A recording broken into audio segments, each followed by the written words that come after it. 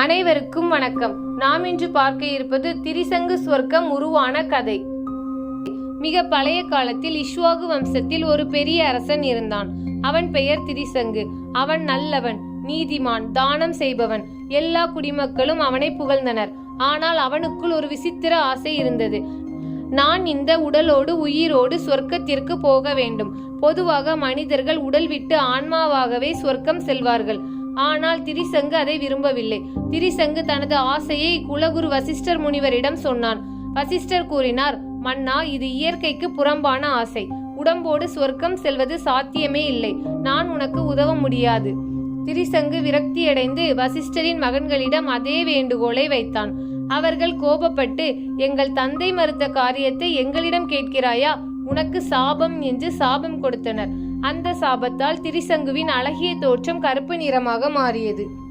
திரிசங்கு மிகவும் துயரப்பட்டான். அவன் அப்போது கடுமையான தவத்தில் இருந்த விஸ்வாமித்திர முனிவரிடம் சென்றான். குருநாதா, எனக்கு இந்த ஆசை இருக்கிறது. வசிஷ்டர் மறுத்துவிட்டார். நீங்கள் மட்டும் எனக்கு உதவ வேண்டும் என்று வேண்டினான். விஸ்வாமித்திரர் வசிஷ்டருடனான போட்டியால் இதை ஒரு வாய்ப்பாக கண்டார். சரி, உன் ஆசையை நான் நிறைவேற்றுகிறேன் என்றார். விஸ்வாமித்திரர் ஒரு பெரிய யாகம் செய்தார். அந்த யாகத்தின் பலத்தால் திரிசங்கு உடலோடு விண்ணுக்கு எழும்பத் தொடங்கினான். அவன் மேலே மேலே சென்று சொர்க்கத்தின் வாசல் அடைந்தான். ஆனால் அங்கே இந்திரன் உட்பட தேவர்கள் அவனை தடுத்தனர்.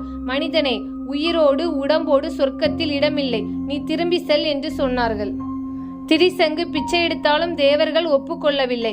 இறுதியில் அவர்கள் அவனை வானில் இருந்து கீழே தள்ளிவிட்டனர். திரிசங்கு கீழே விழுந்தபோது குருநாதா, காப்பாற்றுங்கள் என்று அழைத்தான்.